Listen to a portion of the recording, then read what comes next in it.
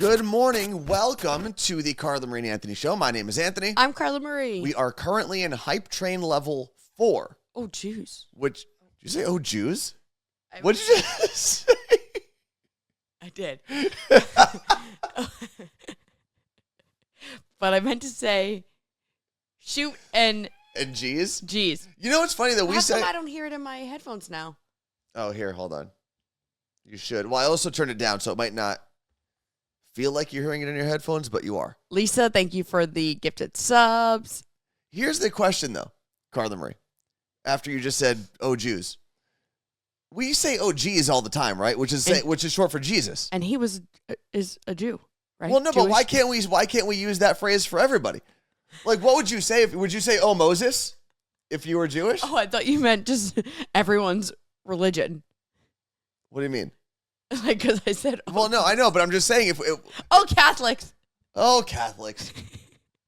I don't know. There's got to be something. Either way, thank you very much for everyone shouting out the shirt, because this is actually a gift from Martha and her family. Yep. It was a get well gift for tearing my Achilles. And a birthday gift. Which kicks off birthday week. It's not my first birthday gift, though. Because the first birthday gift I got was actually from my dad. Oh. And he got me this pretty sweet all-black Seiko watch. It's nice. And my dad did the most dad thing he could do. So I found out that my dad, at his jewelry store in New Jersey, he's an official Seiko dealer. Cool. Right? And I saw this watch online, and I had known about the watch brand Seiko for a long time. I just never really looked into them for myself. Saw this collaboration they did with Bait Skate Shop. Oh. And all I did was I asked my dad if special collaborations are something he can also get as a Seiko distributor. So he said, let me find out. And I said, okay. Within 30 minutes, he messaged me back and said, yeah, I can get it for you, and it's your birthday gift. Happy birthday. This was 2 months ago, by the way. But now I have this pretty sweet watch. I mean, yeah. And it is cool. Like, Seiko, again, I wasn't super familiar with the brand, I should say. But they do have a bunch of really cool watches that are pretty affordable, too. I like the black watch. It looks nice. Yep. And then sometimes it's this one specifically is a little hard to read because everything is black except for the very tips of the minute and second and hour hand. Someone did ask you for the time the other day. Where were we? I don't know. Oh, at the wedding we went to on Saturday. Why did no one have their phone? Because people were enjoying the wedding. But he was like, it takes a second. It was also because the lighting and everything in the wedding venue. Oh, yeah. It was a little hard to see. Oh, now describe your shirt. Oh, and the shirt is Ric Flair and going, woo! And the Wu-Tang logo. So it's Wu-Tang. Two of my favorite things. Yep. Professional wrestling and hip-hop. I also listened to the Ric Flair interview on the Joe Rogan podcast. It was a couple weeks ago, I think. And he's simultaneously a great and terrible storyteller. It was real weird. Some of the stories were really great, and then he would just go on these long tangents that made zero sense, kind of like this show. Martha said, glad the shit fit, but she actually meant to say shirt. Both of them. Both of them fit. And then we got a first-time chatter, Chaotic the Prince. What's good, gang? What's going on? Martha, people are asking where this shirt can be purchased, so if you feel like throwing a link in there, by all means, go ahead.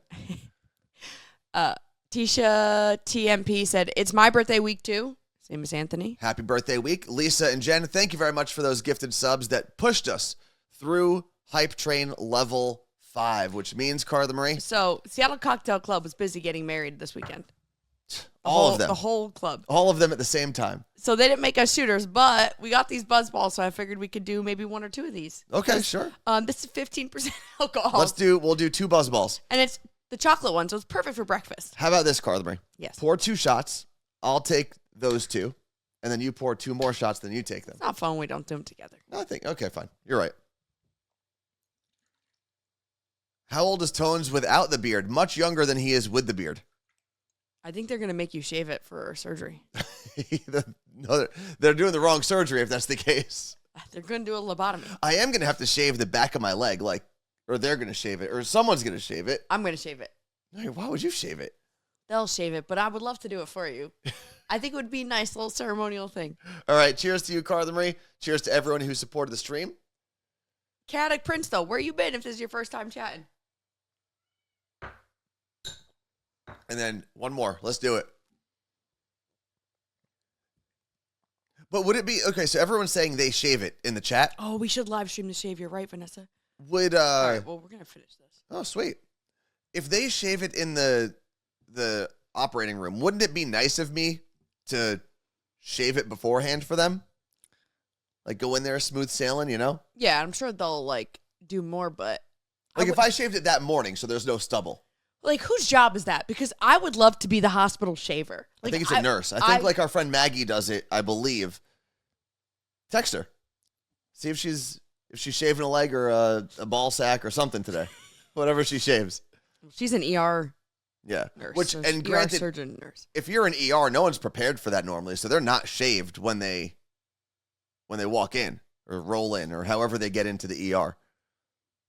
No shaving in the operating room. Oh, so prior. It's kind of like Sex in the Champagne Room. No shaving in the operating room. No shaving in the operating room. Oh yeah, I could wax it. I feel like everyone. I feel like I shouldn't be pulling the skin in that area. You're right, but we all should wax the back of our legs in honor of you. In solidarity. All right, cheers. But then Second. hold on. Oh yeah. The show's about to get wild. All right. Cheers to you, Carla Marie. Cheers to you, everyone Anthony. who supported the stream. Monica, thank you. Cheers to Buzzball. What flavor is this? Oh, this is the chocolate one. It's pretty good. It's very good, actually. So cheers to Buzzball as well. Going to put the list on the screen because we haven't done that yet. Now that we've gotten through the hype train, gotten through level 5, taken our shots, here's the thing we need to talk about. It's actually at the bottom of the list, but since we're in the hype train right now, it makes sense to actually talk about this. Twitch has been in the news recently for pissing off their streamers and then trying to make up for it. Yeah. So about 3 weeks ago, Twitch announced all of these new restrictions for what Twitch streamers can do on their streams and how large sponsor logos can be, how many times they can talk about them, whether or not they can run videos, whether or not they can run audio ads, a lot of that stuff. Mm-hmm. So people, the second that came out, streamers revolted. A lot of people said they were off of Twitch forever. A lot of big streamers that make a lot of money for Twitch, they within the day, I believe, walked back those statements and said they're going to reposition some of it. It was within a day. Although I think a lot of those restrictions are still written in their guidelines, but they're going to rework them hypothetically or allegedly. The one thing they did say to kind of please a lot of the larger streamers and to get more people to work on getting subscriptions and work with Twitch is they decided they were going to create or bring back the 70-30 revenue split for streamers. So if you're not familiar, there was a while ago where if you were a Twitch partner specifically, you got a 70-30 split with all the subscriptions that came through. They basically took that away, God bless you, and went with a 50-50 split. And a lot of streamers were very, very upset. So they brought back the 70-30 split with a couple new stipulations. And thankfully, I think we actually qualify right now for what these stipulations will be. Now, it starts in October, okay? And what they need every streamer to do to qualify for this is to have 350 subscribers for 3 months in a row. And that's it. You only have to do it for 3 months. And then after that, if you don't hit the 350, they're not going to like boot you out of the program. And we've been very fortunate and we are very thankful that we've actually had at least 350 basically since we became partners. The 70-30 split, though, it's very funny. You kind of have to read into what Twitch posted to figure this out. It would not be on new subscribers. So if you just subscribed for the first time today, or let's say we fast forward to October, we qualify for this Twitch platform. Not the 70-30, you mean the 350. No. The 70-30 split only counts for gifted subs and resubs. We would still get 50-50 on new subscriptions.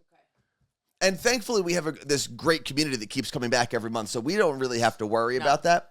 But the important thing for us for the next 4 months, I guess, for July, August, and September is to make sure we're at 350 each month, which thankfully, like I said, it doesn't seem like we'll have to do anything extra to do that. Okay. But if you hear us talking about subscribing more often, it's because we are trying to make sure that we qualify. We feed the monster. Yeah. But what's kind of crazy, and I was telling our Content Kittens chat this weekend. Sorry, guys. You okay? I'll get into this in a bit. Someone tweeted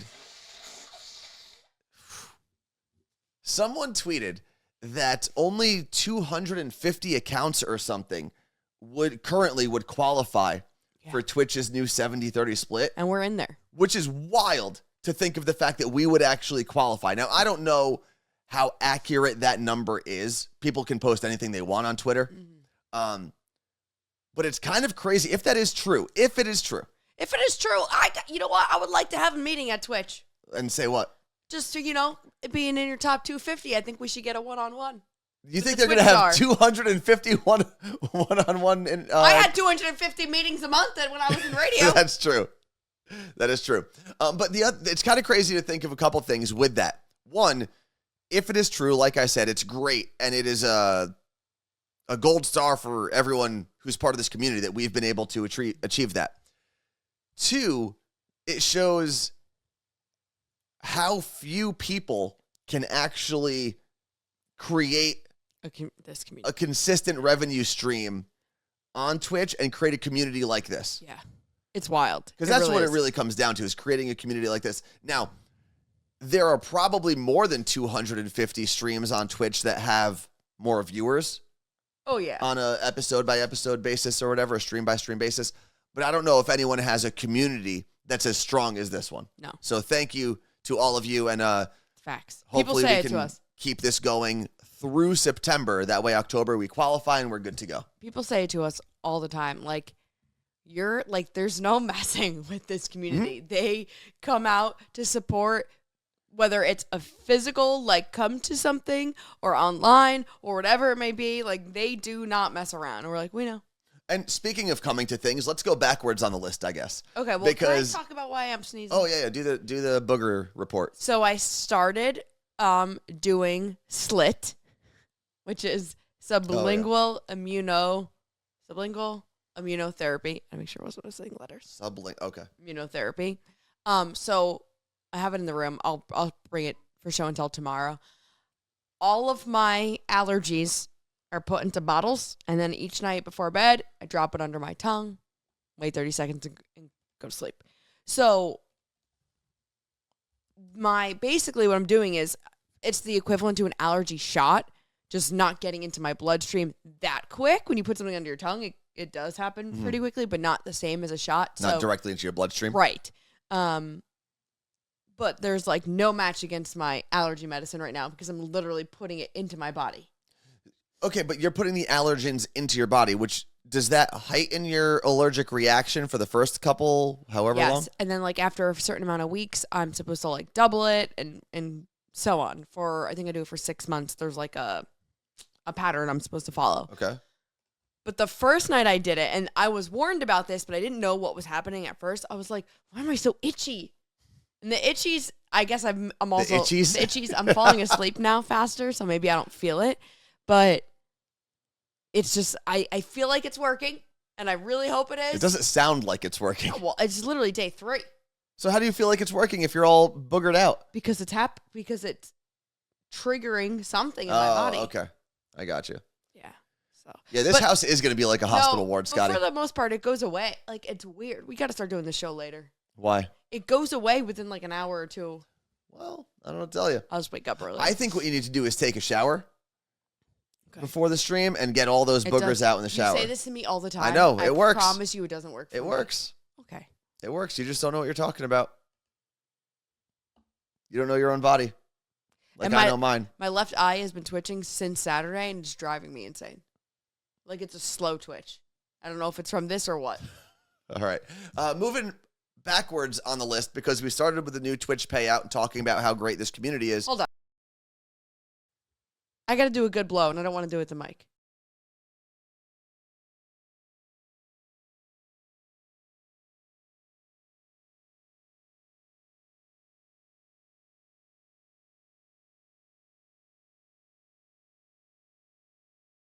Oh, this is a great question. Martha said, do you clean under your bed? There might be a lot of dust buildup up there. I guarantee you there so much are cat hair. layers of pet dander and cat hair under that bed. There's nothing you can do about it. It's not that bad because remember when we replaced the bed, we thought it was going to, we're like, oh, there's going to be so much. And it wasn't too bad, but I have a purifier right next to the bed and it like sucks in all the things. So, but yeah, there is beard hair somehow in the top drawer in the bathroom.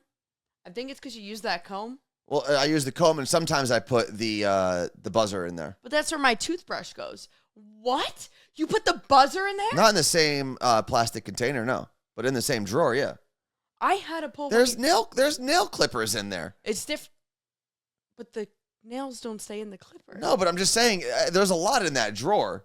If you're gonna be like, oh, I put my toothbrush in there, cover your toothbrush. I had to pull one of Stop your being beard gross. hairs out of my toothbrush recently. Well, you know what they always say. Put your buzzer in a different drawer than Look your both toothbrush. ways before you cross the street, and look at your toothbrush before you stick it in your mouth. Okay. That's what they say. That's what I've learned since I was 5 years old. You should have been taught better. Blame your parents. Don't blame me. Okay. Moving back up the list in reverse order. Ooh. We talked about how great this community is for helping us get to this point where we can probably qualify for this new Twitch platform, this new Twitch payout. The other thing that this community has been really great about is buying tickets for the celebrity basketball game that I was supposed to be playing in on Friday, but I still will be a part of on Friday. The only way that I won't be there is if somehow I meet with my surgeon this week and we have to talk about. And he has to get me in for my Achilles surgery on like Thursday or Friday, which I highly doubt because I don't think I'm going to see him till Wednesday. Yeah. But that would be the only weird scenario where I don't show up to Climate Pledge Arena to play in the Champions of Change celebrity basketball game. We don't envision that happening. No. But again, so many people have bought tickets and so many people have said they're coming that it's just another testament to how great this community is. And what I'm really excited for is to see the people who are part of this community who have not met in person yet get to actually see each other and to see each other walking around, possibly in You Look Great shirts or Carla Marie Anthony shirts or whatever it happens to be. We have two friends who are also hanging out in Section 8, Jacob and Megan. Yes. Jacob's also a Twitch streamer and has a day job, but they'll be there, so welcome them to the community. Well, Megan please. listens to the podcast now every morning. She does, so that'll be fun. Let's see. Slap a Zombie said, I've never met Twitch buddies in real life. Are you going to be there? I don't think Slap a Zombie is in Washington. Me neither. I think Rain is coming. I know Claire's coming. Danny B's coming. Is Tacoma Swifty's coming, I believe? Yes, I think Claire and Jess are sitting next to each other from what I remember. Tacoma Swifty said I wanted to go to celebrate my birthday with Tones. I hope I can make it. This week is a little unpredictable. Tell me about it. It's all right. I've been living the week of unpredictable weeks for the past 3. It's crazy. So, but it'll be a good time. You can still get tickets. I know they have another deal going on. It was like buy 2 get 1 free, something like that right now. So if you go to COC Seattle on Instagram, COC Champions of Change Seattle on Instagram, they have all the info there. And they've been adding people still to the roster. Let's see, Champions of Change. I don't know if it's on their website. I know they finally added the first non-athlete female. Michelle. Who is it? Michelle Ludka. Who's that? She's on the news here. Oh yeah, I do know. I do know who that is. Champions of Change. Because everyone else has been a WNBA player up until this point. Well, that was the crazy thing about tearing my Achilles is when at the moment that I tore my Achilles, I believe there were 3 non-athletes. There was me, Marshall from Love is Blind, and a comedian who I guess is from the area. Yeah. Ever since then, and they've added more actual athletes to the roster, but they've also added a considerable amount of non-athletes, which made me feel even worse. Because if I had 2 good Achilles tendons, I guarantee I could be better than at least some of those non-athletes. But I'm not all of them. I'm very curious to see how often the non-athletes play. Yeah, I think they'll do almost like hockey substitutions, like full line changes. They'll have all the athletes playing. Smart. 5-on-5, and then they'll bring out the athletes for a breather. and throw in some non-athletes. Oh my God, Tacoma Swifty, your birthday was yesterday? What? There we go.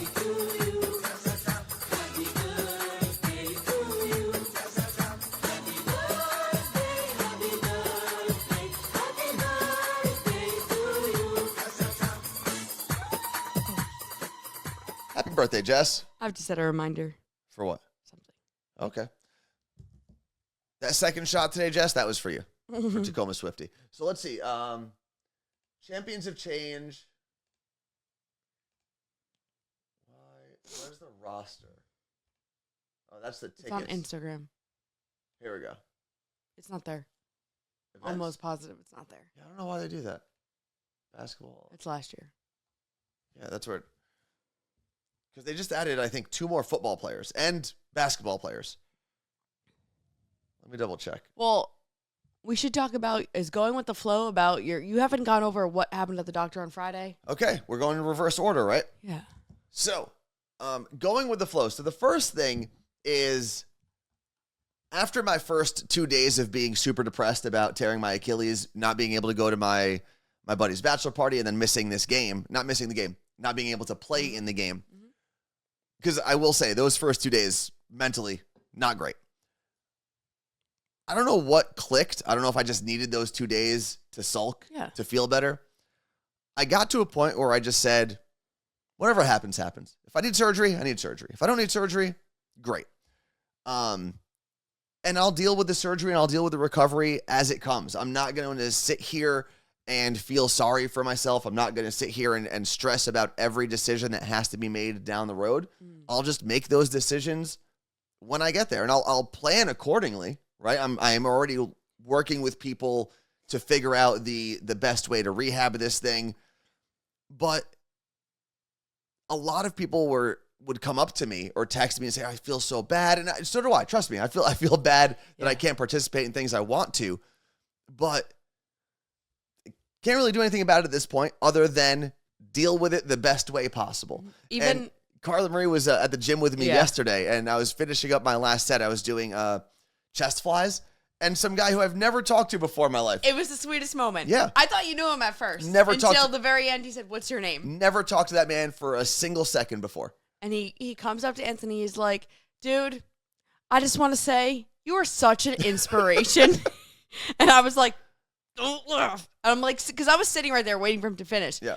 He's like, you're such an inspiration. He said something about he was supposed to run the marathon, but then COVID hit and got canceled. He's like, I put on some weight, so now I'm here every day working out, and I see you, and I'm like, man, look at this guy. You really are. You're an inspiration. What's your name? And I was like, that was so cute. I wish I recorded this. It was funny, but also very kind. I mean, the guy went out of his way to say some nice things to me. Martha asked, I need to know how you sit with the peg leg on. So, I'll demonstrate it later. I'll back up the chair because the peg leg is there, and I'm not wearing it at the moment because I'm sitting. But at the gym, depending on the exercise I'm doing, sometimes I have to get to the station, set everything up, then take the leg off and sit. Yeah. But on this exercise, I was actually able to keep it on because you're sitting like you're in a chair. Well, but so many people also at LA Fitness and Ballard are coming up to me and they're like, I feel so bad for him. How is he? And I'm like, listen, he has done a complete 180 since when it first happened. Oh, yeah. He's fine. Like, he is in a great mood. Yeah. Martha said, like, okay, for example, at the wedding, did you sit with it at the table? So when we were having dinner, I did not sit with it. We took it off and put it somewhere. Yeah, because I was going to be sitting for a while, and plus it's a little harder with a table in front of you. Also, this wedding was probably the perfect wedding for this because there was a pre-ceremony dinner. So we did the dinner, and then we went to the ceremony and then the party. Yeah. And at the ceremony, yes, there were chairs like you would have at a ceremony. And a So table. he sat at the end. But then there was no table. At the dinner? At Or, the ceremony. Okay, you're right. And then there were no tables. So it was perfect. Yeah. Let's see. Christian Nicole said, I thought the same thing. How is he still going to the gym? I don't know. It was never really a question. I mean, I got approval from the doctor. Yes. They said as long as I am sitting down or laying down, I can work out whatever upper body exercises I need to. And there's a handful. I've talked to some physical therapists. There's a handful of leg exercises I can do, especially if it's single leg. Yeah. Like with my right leg, I can do whatever I want. I can do leg presses. I can do all that stuff. Obviously, not a lot I can do with my left leg, other than maybe, the butterfly machine, open and close, and then the close. Good girl, open. bad girl. Yeah. But yeah, it's really I'm learning, not just through this moment, but over the past couple of years, I feel like I've gotten better at just going with the flow and just saying, you know what? I'm going to control the things I can control, and all the other things, I'll just deal with them as they come. But it's so much easier said than done. It is, and I'm not always great at it, but I'm getting a lot better at it. And this situation, tearing my Achilles, being out of a couple things, and now needing to deal with a 6-month rehab, 6 months to a year of full recovery, just dealing with it. What does Ted Lasso say? What did they say in Ted Lasso? Is it the goldfish? No, to Ted. It was like, don't worry about what you don't know or something. I don't remember. When he thinks his ex-wife is about to get engaged. Oh, it was a good line, and I can't remember what it was. He was like convinced, and you kept saying it to me the following weekend. Yeah. If anyone knows the quote from Ted Lasso, feel free to throw it in the chat. Something about like, don't worry about what you don't worry about. I tried Googling it this weekend. I could not find it. Control the controllable. That's not it, but. Yeah. Don't freak out till you find out. Thank you, Cindy. Cindy, if I could put that message on the screen, I would, but for some reason, I can't do that. Don't freak out till you find out. Next thing on the list. Don't know anything about this. Pillow Princess. No, wait, stop. Oh, stop. Stop okay. it. You didn't talk about your MRI results. Oh. Which is different than actually what your ultrasound results were. Okay, so. And the doctor on Friday. Thursday, I had my MRI, got the results back on Friday, got to see an actual doctor, a specialist on Friday, like an orthopedic. And she was great. My Achilles is still torn, but it is not completely severed. It did not roll up. The gross thing about this injury is, and a lot of injuries, this will happen if you're tearing a muscle or a tendon, it didn't rip completely. So it didn't roll up into the back of my leg, which makes the surgery a lot easier and the recovery hopefully easier. The best way to think of it is imagine like a really worn out rope, like a weathered rope. You know how it can be frayed but still connected in the middle? Mm-hmm. That's kind of what my Achilles is like right now. Or as Kato, that's her name. She's a physician's assistant, and they refer to her as Kato in the office because there's so many Catherines. She's like, well, think about crab meat. And we were both like, oh, that makes sense. And she was saying that for all tendons. They're built like crab meat. But she was like, some of your crab meat is still connected. Yeah. Some of it is not. And the question from my brother, why do surgery then if it's a partial tear, it can heal on its own? It can heal on its own. And that is one of the things that they suggested. However. She didn't suggest it. She said it's an option. However, when you don't fix it surgically, there's a lot of data that proves you're not going to have the same type of strength that Achilles tendon ever again. And considering I like to be active and I like to do a lot of things, I want to get back to playing basketball. I want to get back to doing all the things I do normally. Surgery was 100%. Yeah, she agreed. The best option. And oddly enough, the day before I went in to have this meeting with the orthopedic, my cousin Lillian, who I haven't talked to in months, messaged me.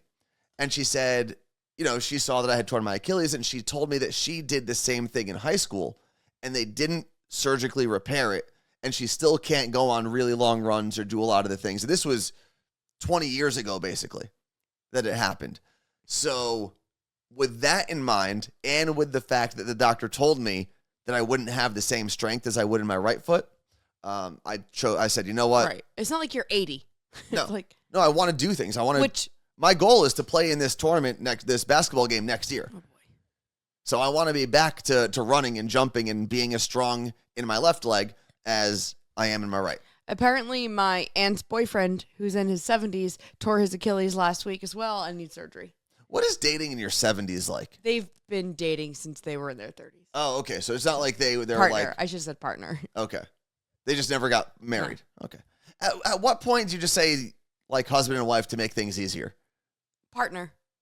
I say partner. I say because I honestly, when I say boyfriend, I feel like I'm 16 and no one takes me seriously. Really? Yeah. So I say my partner. Neon Climber said, Tones, I'm dealing with the same thing with my ring finger on my dominant hand.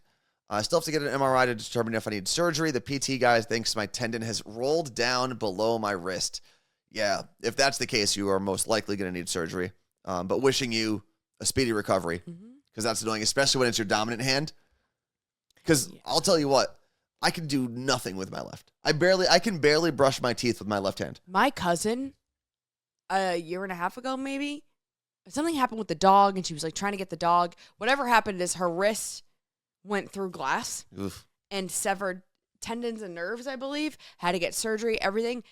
Cannot use this hand anymore. She posted a video the other day because she's in taking courses now, and she, not for her hands, like to study, and showed her right hand handwriting before damaging it, and now her left hand because she has to do everything lefty. Yeah, and it's crazy, but like it's legible. I'm like, I don't know how she's doing that. Give me the pen and the marker over there, or the paper and the marker.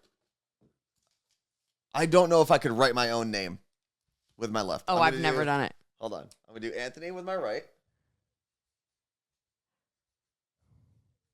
Oh my God, Fred the Mailman! Checking in from Rome. How are my people? Are you at the fountain? Please throw a coin in there for me. What up, Fred?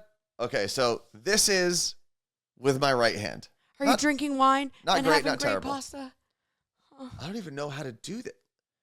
I've got to go this way?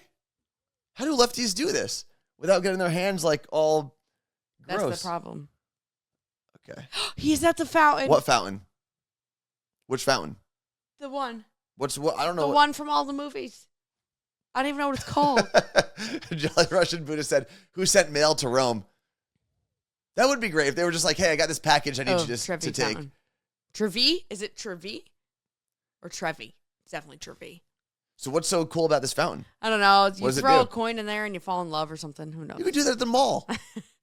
You yeah, need to go to Rome? In front of Claire's. All right, let's see.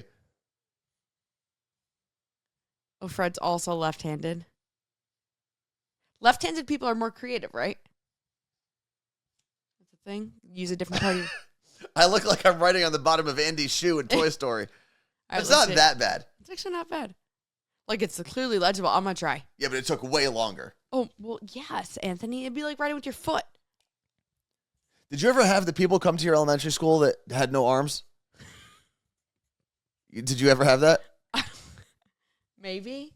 And they I absolutely cannot do this. My arm hurts thinking about it. Plus, I had surgery here.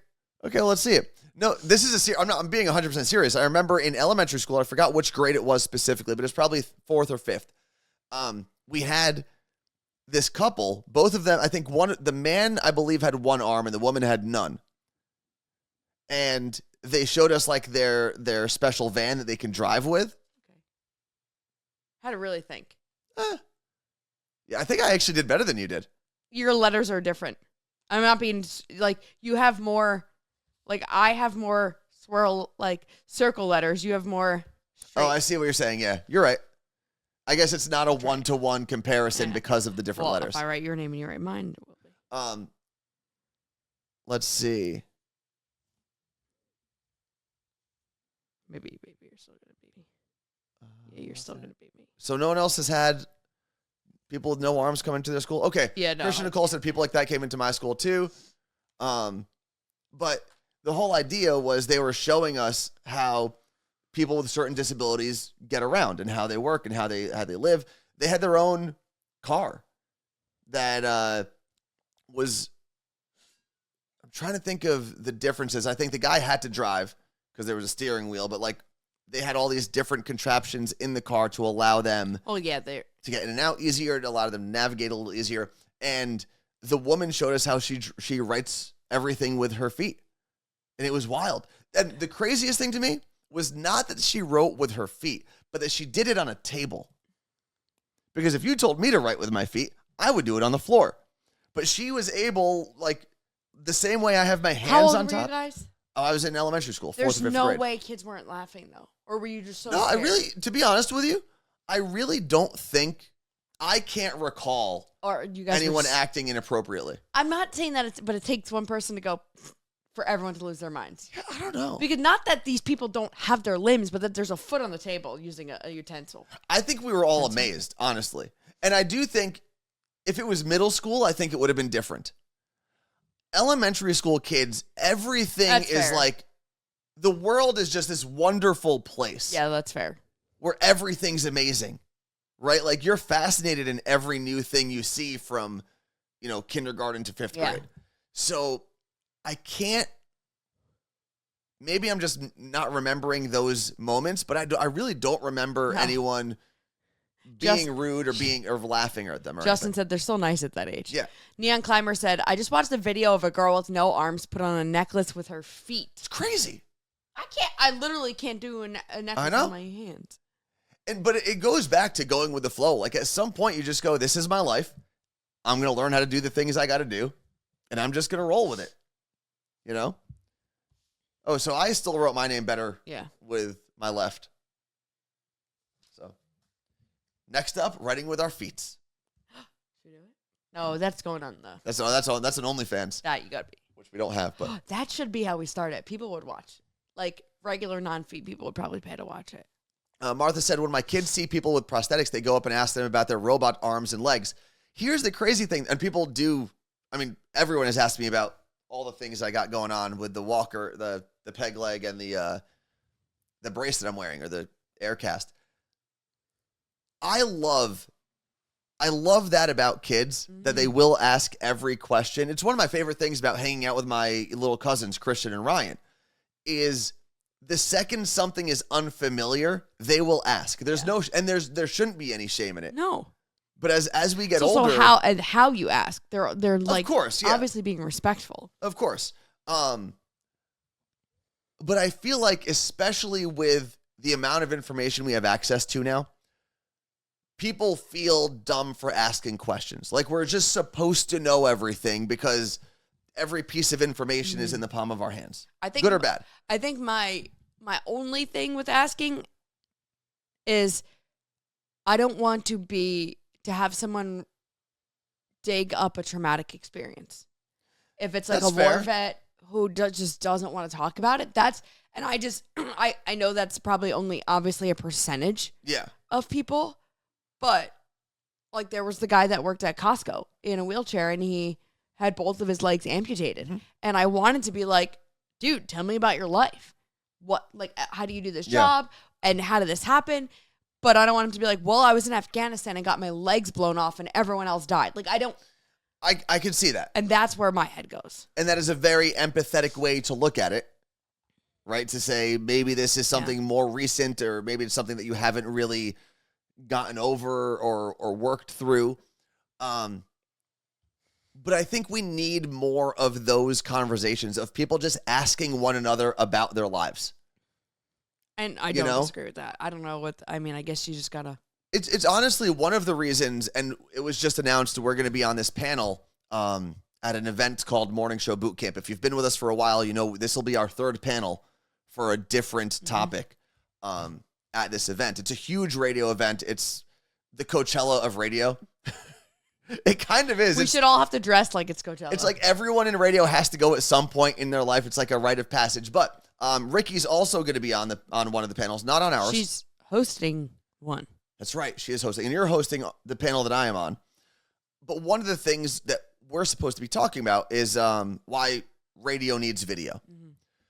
And one of the things I'm going to bring up, and this kind of brings the whole show together today, is how in a world where everything is more and more disconnected, right? You don't even, when you order food from your favorite restaurant now, you don't even see the people making your food. You don't even get rung up by the person who's in the restaurant.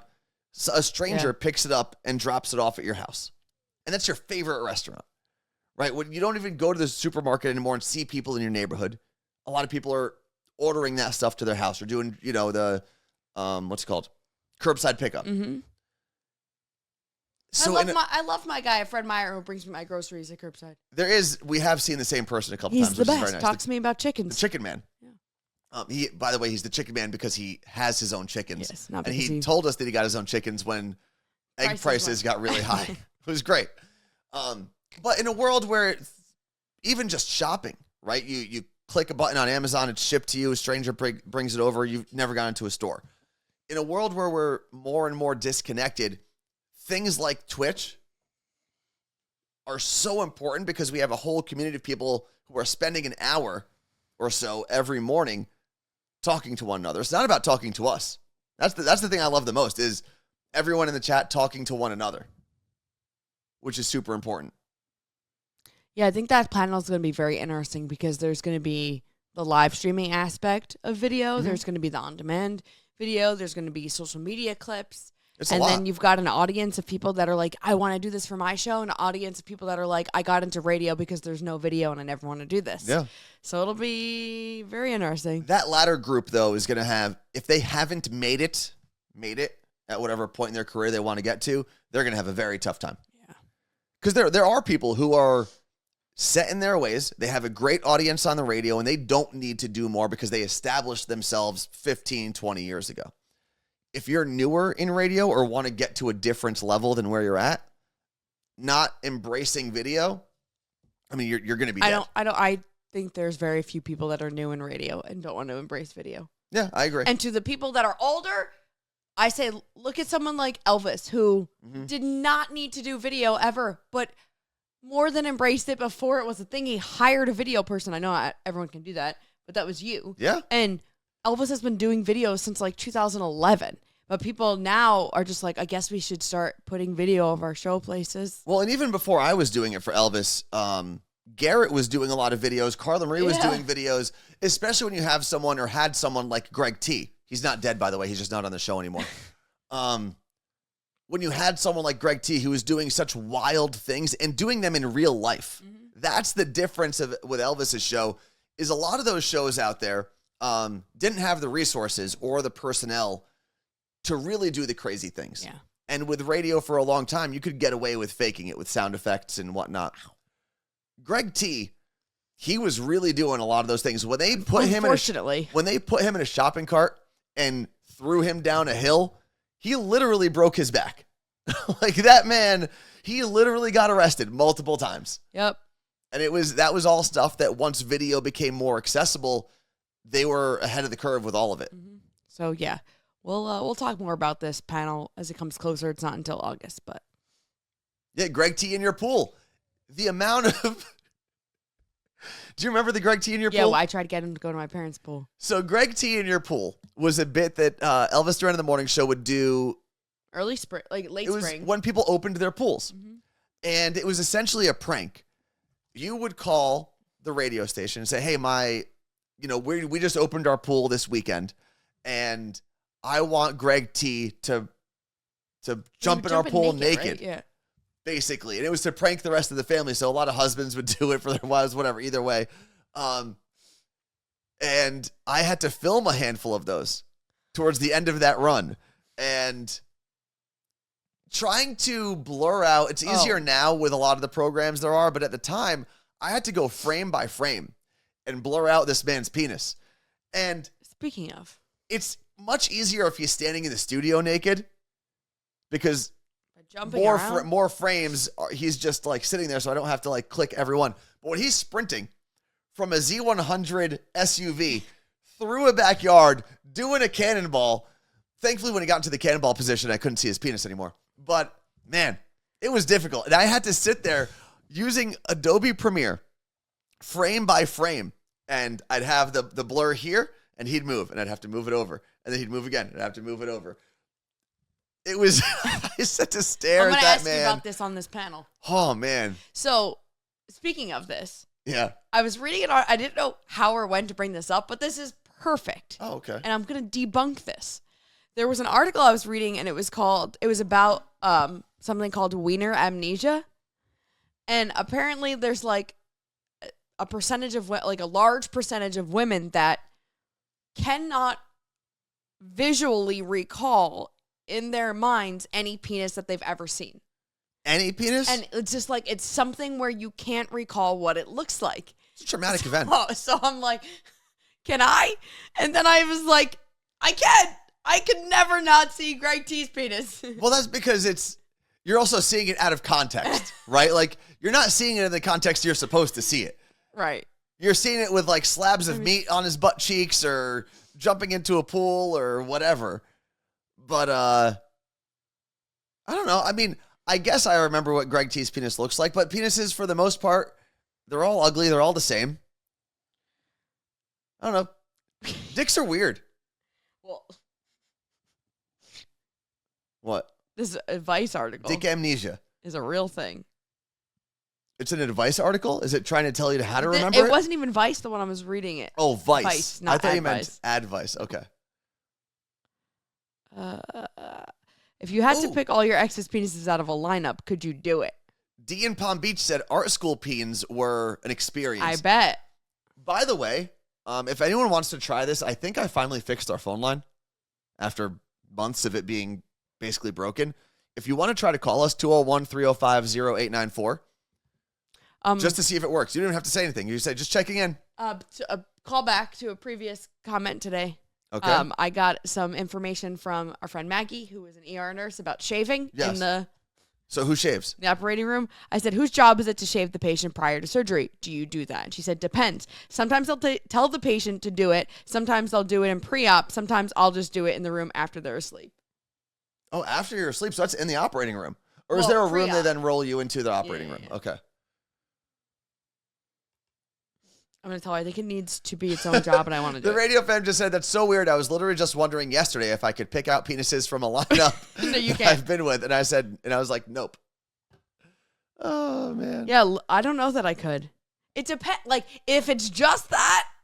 Yeah, if they have to like put it through like a wall. Right? Like oh, hold on. Let's see. Good morning, Lisa. Okay. Hi. Let's see. So, Is this Lisa of Jen and Lisa fame? Correct. Okay, just make sure. Can everyone hear her? let's see in the chat. You can hear us, right? I'm assuming since you answered Carla Marie's question. Yes, I can hear you both. Oh, wow. It's actually working again. They can't hear her though. But No, now they can. It was muted for the first couple seconds, but okay, now it okay, works. okay, cool. Because I don't want people hearing the rings, so I have to remember Gotcha. to like mute and unmute it. So, Lisa, which part of this conversation are you calling about? I was calling to say hi, and Jen had a My Left Foot story. They made her watch it in school, in middle school, and every couple weeks, us and her best friend, we talk about this all the time, and it's hysterical that you guys brought it up because it's literally like every 2 weeks. Wait, so it's She called had no arms. My Left Foot? It's called My Left Foot. Yeah. Also, were you guys not in the same class in middle school? A 1989 drama dramedy. Dramedy. I don't know why I said that. I was not in their class, no. Wow, okay.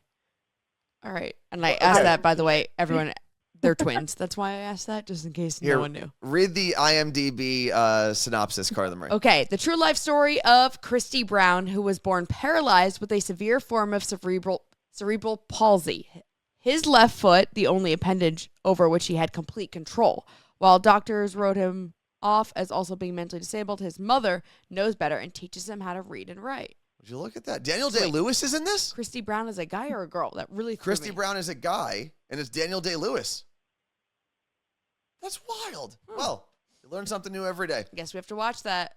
Alrighty. Well, the phone lines work. Lisa, thank you for checking in. Appreciate you. Appreciate you guys. Have a good day. You look great. You look You great. look great. Look at that. It works. How cool is that? So I've got to get good. That's the one thing about doing all this without like a producer is I've got to mute and unmute things so that we don't have too many noises on the screen. But anyway, Wait. penis lineup. He won an Oscar for them. That's crazy. Daniel Day-Lewis. Okay. Wasn't he Lincoln? Was he? Daniel Day-Lewis, I mean, he's in like a billion things. Just click on his head. Click on his head. What do we got here? Movies. Lincoln. There you go. Daniel Day-Lewis. There Will Be Blood is what I mostly remember him from. And My Left Foot. Oh, wow. Huh. Well, would you look at that? Early in that many movies when you look at the list. I think he's one of those guys, well, he's been making movies since the 80s. All right, I guess he's in a lot of movies now when you scroll down. But I think he's also one of those guys who doesn't take a bunch of movies because he's like what's it called? Like a method actor. So he was Lincoln. So it's Like It's probably exhausting for him living like that every single movie. Like completely changing your life for every single movie. Is it necessary? I don't know. For that. Okay, so anyway, the penis lineup. Yes. Well, if like there were boobs in a lineup, would you be able to pick out boobs of all the women you've been with? Probably. I think I would actually. Maybe not all of them. Okay, now I would say I'd get more than 50% correct. if they were just vaginas, No. that's a better comparison. Yeah, no, I wouldn't. Just wouldn't. Yeah, like I guess we just got to see this much. And also, but Are you about to tell me that they've changed over time? what? I thought that's where your head was going to go. No. Okay. What? What do you mean they like? Well, some of them, they've all evolutionarily? probably had babies. Oh, I thought you meant like, like they've evolved over time. No. I just don't think I would be able to pick those out. I think I'd be able to pick out the boobs I've seen. But they also definitely have changed. We've seen them. Also true. So, Also true. But that's why I said I'd get at least 50% right. Okay. How many boobs are we talking? Who knows? Are we talking pairs or individual boobs? Because the number gets a lot higher if I'm counting by nipple. Alrighty. How many boobs are you thinking about right now? Who's boobs? Say the name first. None. I'm not thinking about a specific person. No. Just boobs in general. Oh, what do we got? Scotty, hold on 1 second. Oh, you are actually unmuted, so we're good to go. Good morning, Scotty. Hello, how are you? Ooh. Doing well. So what are you calling in about? Are we talking about crotch dementia? Are we talking about left feet? Yes. Are we talking Yeah, we're moving to the crotch. We're moving to the Okay, crotch and the okay. boobs. Obviously, there are 7 billion people in the world. Everyone's Mhm. got their own appendages. But I guess the differentiation is like if you gave me my partner for a really long time, Mhm. along with my 2 other longer term boyfriends, and you put them in a lineup, I could absolutely tell who's what. Yeah, that's fair. Because I mean, there are cut, there are uncut, there are Oh, growers, true. there are showers, there are this. I mean, Stormy Daniels, her entire basis was on the fact that Trump's penis looked like the toadstool from, Super Mario Brothers, and she's seen a lot of them. I'm sure. That was her job. That's what she got paid to do Oh my for a long God. time. Right. So, I mean, if you had 3 girlfriends and one had B cups, one had D cups, and Oh, one yeah. had Z cups, Yeah, you'd that's be fair. like, I kind of know who's this who's. Yeah, So I I think it's one of those things. I think you're right in terms of you could probably guess at least get in the ballpark based on just size alone. Right. As long as the But if they're really close, discrepancy, ooh. yeah, exactly. If they're close, it's a little more difficult. But like one night stand boobs or one night stand ween, you're not gonna know. Probably not. I mean, you went to bed with a 10 and you woke up with a 3. I'm sorry. I don't do judgments. That's the worst thing. Everyone's beautiful. But you know what I'm saying? Like, that's what the whole philosophies are. It's like, oh, I had drunk eyes. Oops. Yep. So, yeah. But yeah, so I just wanted to make sure I, put my 2 cents in. 'Cause We you know, love I your always 2 have 'em. cents. So Scotty's theory is long-term relationships you should be able to tell. Some of the shorter ones, maybe not. Yeah. Exactly. And also the differentiations between the fact that Yes. everyone is built differently. That's fair. Because you're Scotty- also going to see a belly when you see them, You're going to see, oh, that person did not have a 6-pack when I was No, with no, them. no. Nope. We're talking about Anthony said glory hole. Like Yeah, just, we're imagining like a glory hole, like Okay. through a hole. You leave my 20s bathhouse time out of this, okay? Scotty, just so you know, everyone in the chat is commenting on how great of a radio voice you have. Yeah. Oh, I love you all. Thanks, everyone. You all look great. You look, You look great. Talk to you later. Thanks. Bye, friends. So Okay. I guess he does have a good point because you could make ballpark estimations, right? Like, oh, well, this person I was with had the biggest one I've seen, so that's probably them, or the biggest pair I've seen, or the smallest, whatever it is. I'm so glad we got to talk about this because I wasn't sure how I was going to be able to bring this topic up because I didn't want to just be like, so ween amnesia. So it flowed very well. Where did it come from? Greg T's penis. Oh, right. But Thank God for Greg T. if there was a lineup of women and some of them were women you had one night stands with, would you be able to pick those women out, their faces? Yeah. You would remember all of them. Most of them. I think I would. I think there's like 1 or 2 that maybe I was a little fuzzy. Or maybe they were fuzzy. I don't know. But yeah, I most 99% of the people I'd be able to pick out of a lineup. But again, some of them may have changed a lot. I don't know. That's true.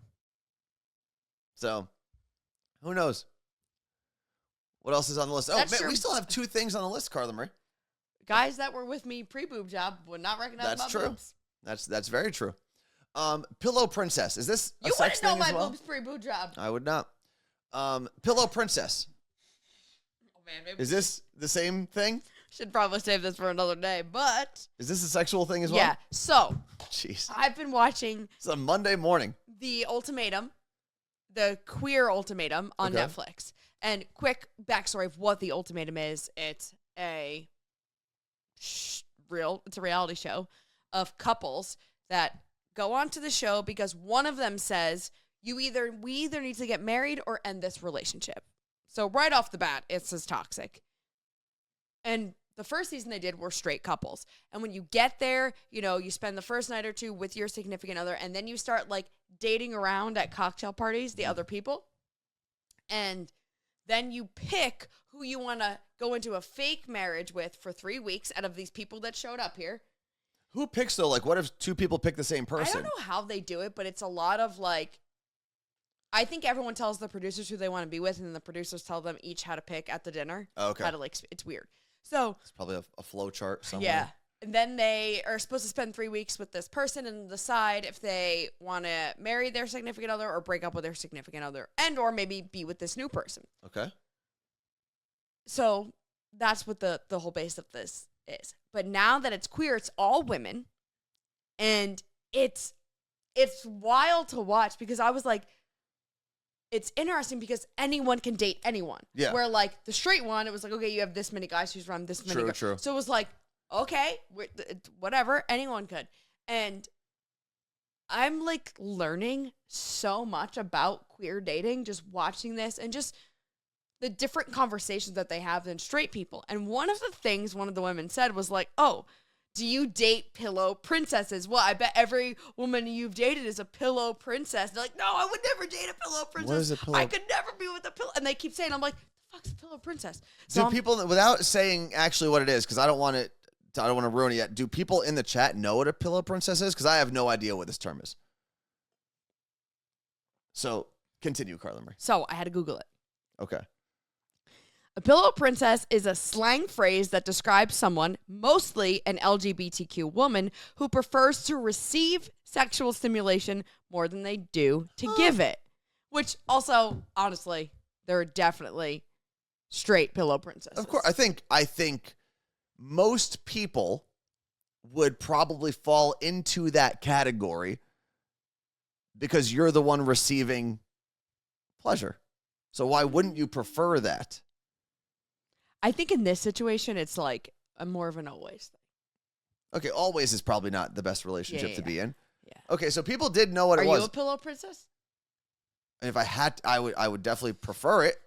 So Anthony's a pillow princess. Let's see. Huh. Yeah, so. Yeah, I had no idea this term even existed. I know. And then it's just, the show's wild. I think I'm only on episode 2 or 3. They all just like got into their like new coupled relationships. And now I'm watching, I'm like, well, which woman would I want to be with? Is there more or less drama compared to, or the same amount of drama compared to the straight version of the show?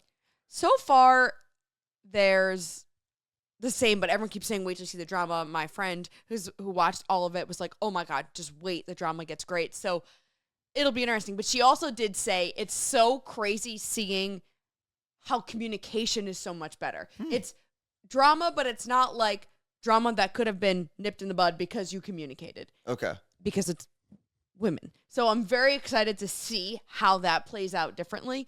But there is one woman who's causing like drama and is so obnoxious, and her name is Vanessa, and she's from New Jersey. And at one point she's like, I don't care, I'm from New Jersey, I'm not gonna let anyone shut me up or something. And I'm like, oh, here we go. But I respect it though, because I'm probably the same way. I was watching and I'm like, yeah, I mean, I get it. She's like, I don't understand why we just can't have a threesome. I'm like, oh God, I mean, fair. Scotty said in the gay world, we call pillow princesses lazy bottoms. That also makes sense. I think that may have come up at one point. And then they said, which obviously I figured out what it was immediately, but I had never really heard the phrase mask presenting, MASC, as in masculine. Yeah. And it was referring to one of the women that resembles more of a masculine person than a femme person. But she identifies as a woman. Yes. So she would be like your stereotypical lesbian then, like Yes. wears flannels or whatever whatever stereotypes people. And she's the one I'm most attracted to. Mal. She's gorgeous. Because I always figure, like, I think of quote unquote like the butch lesbian stereotype. You know what I mean? Yeah. Like plays softball, wears flannels. I don't know. But I don't know what else falls into that category. But that's not at all. Actually, none of them are really like that. Okay. But it's but this girl, was it Mal? Mal.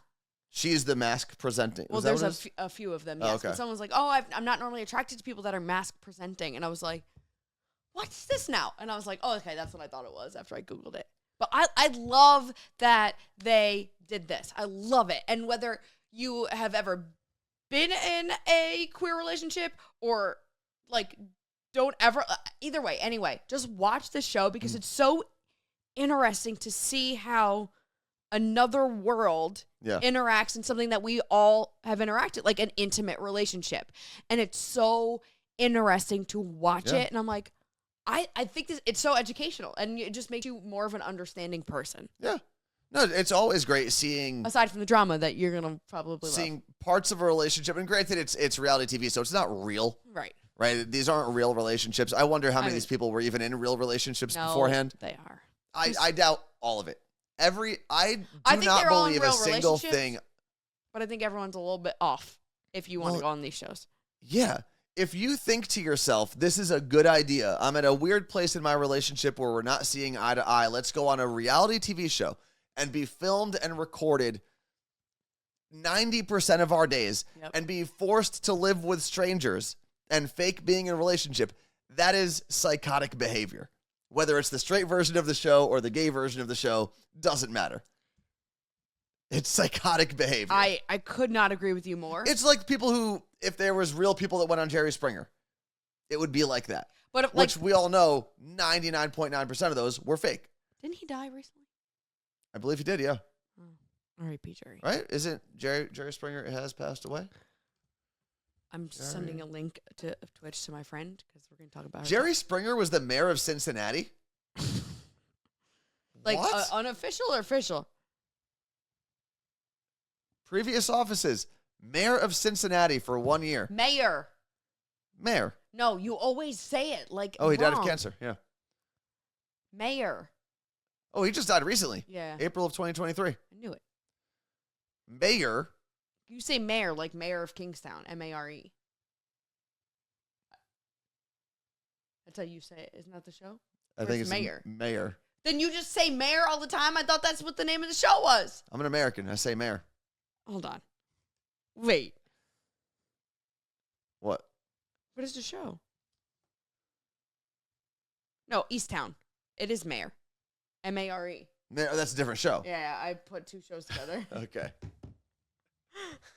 All right, last thing on the list. Okay. Notes for neighbors. Last thing on the list. Anthony, yes. We're going on the ultimatum. Okay, done. Oh my God, no, never. Okay, notes for neighbors. My friend Ellie, also known as Weed Woman here in Seattle, got this note on her doorstep.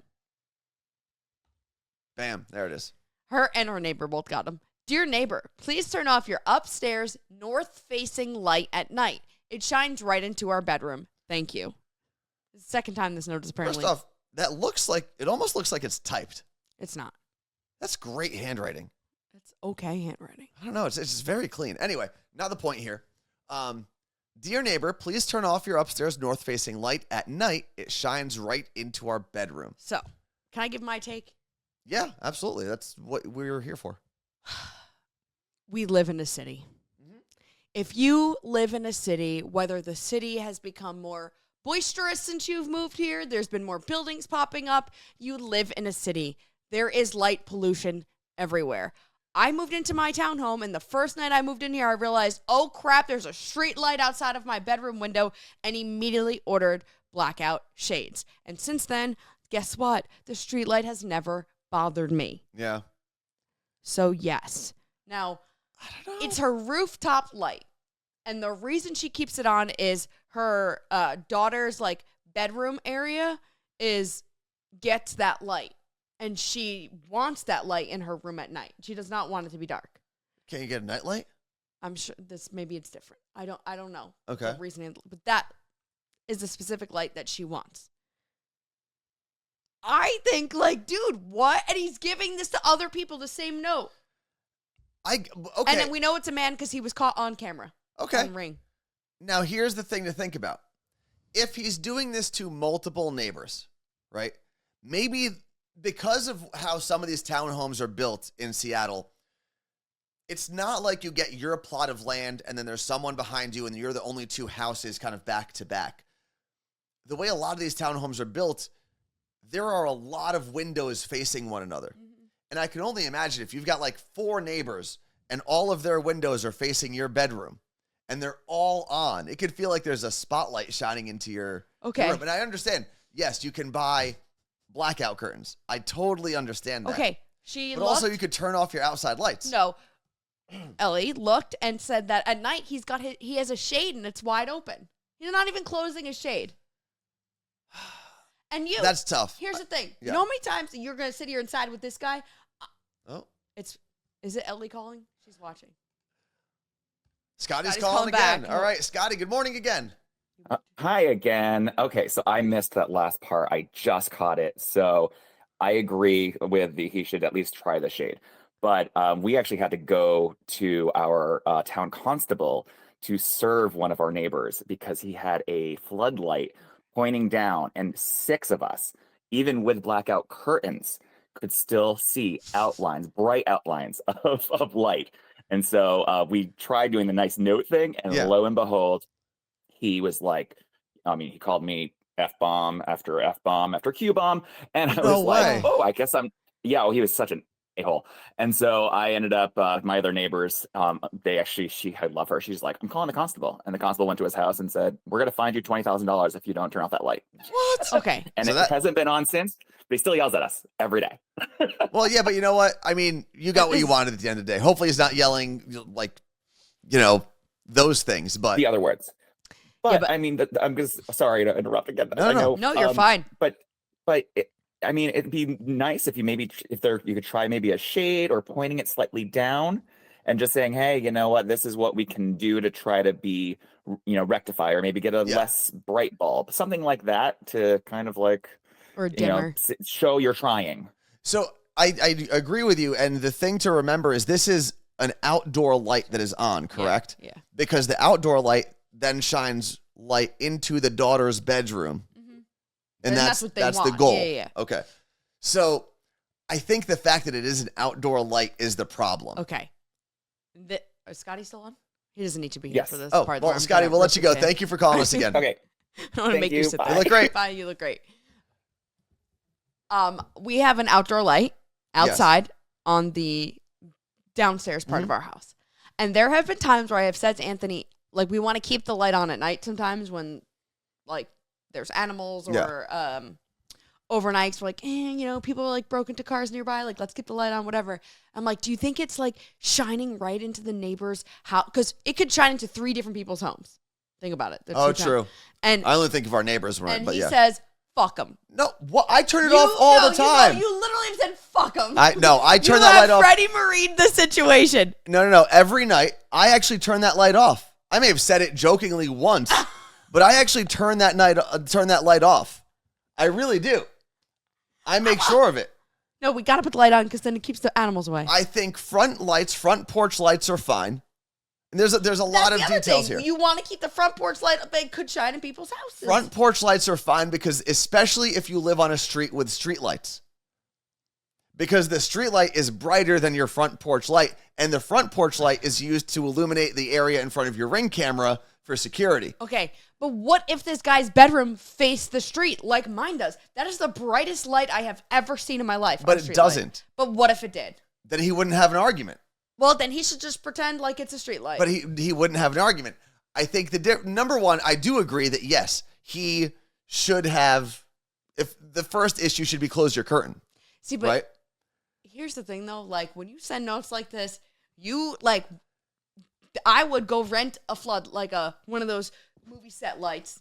Because you're not a good neighbor. I am part of the neighborhood watch. because you like control. It's not because you're a good neighbor. It's because you like the power of saying you're in the neighborhood watch, which doesn't actually exist because things always get stolen here.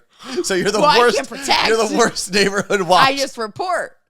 The worst neighborhood watch I've ever seen. Olivia and I are in the neighborhood watch. No. Just like in Game of Thrones. What? So my question, right? You get this, and it says, "Dear neighbor, please, right? Please turn off your upstairs north-facing light. It at night specifically. It shines right into our bedroom. Thank you." They used dear, they used please, they used thank you. Is it a little passive aggressive? Maybe. Should you maybe know your neighbors to then ask this question? Maybe. But that's neither here nor there. What happened to being a good neighbor and saying, you know what? This is an outdoor light. It is shining into someone's bedroom. Maybe I can find a different way to light my daughter's bedroom. I'm not saying either of these people are right. What? Ellie's in here now. Ellie, who got the note. Yes. Said he's got a street light in front of his house and he's a block over from her. Okay, but does his bed my question is, I love that she made it switch. Is the north-facing light that he's referencing in the same position to his house or townhome as the street light? If it is, then this is a non-issue. But if the street light is in the front, and this is maybe a side window or a back window, then I believe, has an issue. And the question, I don't know if you were here before. Did you text her to come in? I had texted her before we started the conversation, okay. and she was watching. So my question, because Carla Marie brought up the fact, and you can feel free to call in, Ellie, if you feel like it. I don't think she knows this number. If you feel like it. But the question that I had is why, if you're using that light to illuminate your daughter's bedroom, why not use a hallway light or a night light? Okay, so she said she turned it off after the first note. Okay. And her daughter then used the light again one night, and he Is this her? Yes, it's a New York number. Hello. Hello. This is Ellie. Ellie, how is this your first time on the show? I know. How do I not even know your show number? What's up with that? Well, it wasn't working for like 3 months, so. Yeah, so you're good. Everyone is, Okay. Yeah, I can make this louder. Hold on 1 second. Okay, so Am I live? Yes, you are totally live. Okay, everyone. I'm a fellow New Yorker, East Coaster, so even though I sound like nasal, I don't have a cold. This is just what I sound like. But I'll tell you that this is the second time I've gotten the note. This time I feel like there was a lot more passive-aggressive undertones. Was the note written the same way the first time? Yes, it was written the same way, except there was a little more pleases and thank yous. Okay. And so when I first got it, I was like, oh, yeah, that's probably really annoying. So I went upstairs, and my daughter, we live in a townhome, 3 children, and we kind of during the pandemic, like jerry-rigged a loft space for her right near our outdoor porch. So that's like the context. Now, she has an inside light. Flash, as far as a nightlight, there's not a lot of outlets up there because it's not really meant to be a bedroom. Right. So I could definitely put in a nightlight. I think there's a little bit of teenagehood where she doesn't want to admit she needs it. And so I think she's like turning it on at night to give herself some ambient light without admitting it. So basically, the first note I got, I was the only one who got it. And then I immediately ran up and was like, oh, that's probably annoying. Okay. And so I also just checked to make sure it wasn't like a solar light where it automatically turned on at night when it went to dusk. Okay. But it wasn't doing that. So we've kind of been a little bit on like pins and needles, like, are you turning off the light? Are you turning off the light? Yeah. And so Sai went out there when she had her cousin over recently, and they must have left it on. And the next day we got the note.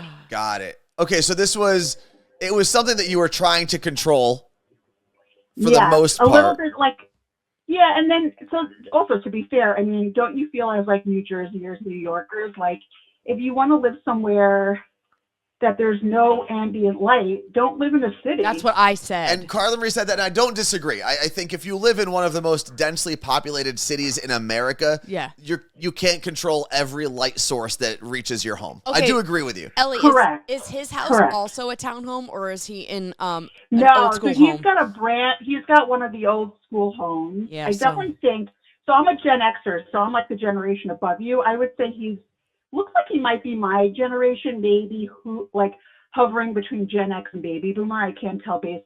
So the only reason why I know what he looks like is because he also left notes on my neighbor's doors too. So And I guess don't know someone caught him on the Ring cam. Yes. Okay. And so I was like, when I saw the note on her door, I was like, oh my God, she has a Ring camera. I don't have that. Mostly because I have teenagers and I kind of want to give them privacy if they're coming and going at night. What a mom.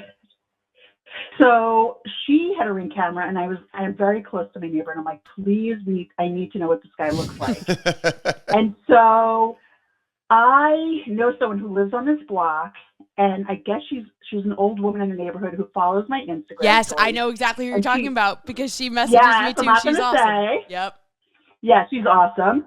She's the one who reached out to me and says this is an ongoing issue on the block where he polices cars and. Okay. Oh, it's my so dad. and she only recognized because apparently this notepad that he has, he buys in bulk, I guess. Who the hell knows? So this, I'm so happy that you called because there's so much more context to this now. I didn't know any of this. We can go off of, and I am now removing myself from Team Neighbor. Okay. And I am adding myself to Team Ellie. So I just want you to know that with but all of the context. Because earlier, I will tell you that I think there's a case for both sides, right? Meaning, agreed. Conceptually, on its face, part of being like a good part of a community is having awareness for your neighbors.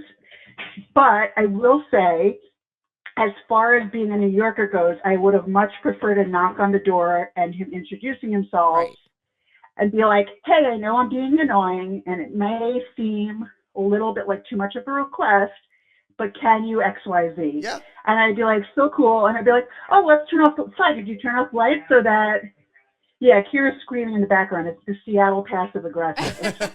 So both Ellie and her husband are from the New York area. Yep. And I do agree, I think sometimes people think they're being more polite and less confrontational with a note, but I actually think your request goes so much further if it is done in person. I agree. Because you get to put a face and an emotion because we don't really know the tone of a note or an email. It's like a text. Correct. And it's the same reason why online comments and stuff can come off fleeting because you can't pick up tone, right? Yeah. And especially sarcasm. Like, you know what I'm saying? Well, you can actually add sarcasm, I think, to a note. I think if I had done something like that, I would have been a little more sarcastic. Be like, hey, I know it's annoying, but. Yeah. But let's just say the guy come by and be like, hey, I'm Brian. I live around the corner. I know it's annoying, and we live in a city, but, is there any way you could be more aware, have awareness of this light? And then I would have said the sigh every night when she was going up to sleep. Like, no light for Brian, Because there's a name and there's a face. Yep. Well, Meg in the chat said, as a New Yorker, I would either add a second light or keep it on 24/7. I know. I said to Akira, can we do a bat signal? You know what's funny, though? I will say this. Now that we're in the summer here in Seattle, and if you've never been to Seattle in the summer, the light, I mean, it is sunny outside until 10:30. So I don't even know what this guy's complaining about at this point. I even went as far as to, I went on the porch, and I went as far as, once I knew where he lived, I went as far as, literally at night taking a walk at dusk to see how annoying my light is. And you can definitely see it. I will say you can see my light. But I would say he has a street light right in front of his house because he lives right next to 14th Avenue. Okay. Oh. So I can't be sure that he's, I don't know. It felt very nitpicky to me. Yeah, this guy sounds like he's just kind of like the grumpy old man on the block. This is my dad. Maybe he's been there since before all the townhomes popped up, and he's just angry at the world. Yeah.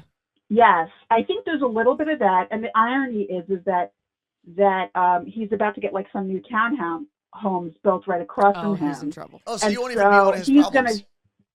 I won't be his problem anymore. But the interesting thing is that his neighbors recognize the handwriting and the notepad. He probably gets it like 8,000 pads from Costco or something. That was like, right? They're like, oh, that's the Kirkland brand note. I'm starting to think what I should have done when I lived in that same area, because all of us lived in the same building at one point. Ava, in Seattle. I should have gone to the McDonald's across the street and said, hey, McDonald's, your gigantic illuminated M shines into my apartment every night. Could you just turn that off at like 9 o'clock or so? Correct. Like, you've lost one of your billions of customers. Like, honestly, I just think that I'm just trying to picture, like, imagine living in New York City. The whole point of New York City, it's like, don't ask, don't tell, where it's just like, there is this general idea of a feeling of like, okay, we're all part of something. We're all going to know each other. It's a big melting pot. Yep. But there is something to growing up and realizing that, your living situations are not going to always be ideal. No. Right. And if you're in a city, you give up a little bit of that control of your surroundings. It's just the way it is. Correct. There's noise, there's light. That's it. Move Bellingham if you don't want someone to have a porch light. Exactly. But then at the same time, though, he's also policing. Like, I hear that he polices like with parked cars and stuff like that. And so he is a little bit like of a neighborhood watch kind of person. So then I'm sure he has like floodlights and motion sensor lights on his home at night to provide security, because apparently that's like one of his things. True. So. We just got a message from our friend Gilly Wagon that said, I had an apartment in Belltown, that's here in Seattle. It was always red inside from the old spaghetti factory sign across the street. So, yeah. Correct. It's like the Kramer, the Seinfeld episode someone else said with the chicken chop. Yeah. Correct. It's the chicken chop. I mean, and like, honestly, let's be honest. Like, if like Akira was saying, like, imagine if like your neighbor's tiny light like shining into your like $2 million home bedroom at night, even though you keep your shades open, is like your biggest problem that you have to walk over and write a note. Like, can I be him? Yeah, right. Also, if you have a house that's that nice, buy a blackout curtain. Yeah, seriously. For your house. Well, correct. Ellie, thank you very much for coming on the show. We appreciate this. The context helped a lot. Yeah, no, I'll continue to report on over the years. Okay, thank you. And keep us posted. Let us know what happens. Yeah. All right, bye. Love you, bye. So, Ellie is the freaking best. So I posted about her. She's Weed Woman. She started this weeding business here in Seattle. If you want her services, it's Weed Woman Seattle, and she will weed your house for like, it's $20 to $40 an hour, whatever. It depends on what you need. Her husband is an artist. He's awesome. He's actually like, when we were back on the radio, he drew stuff for us. And their daughter, Sai, actually modeled our Pride shirt last year when we launched the kids collection. So they're the best.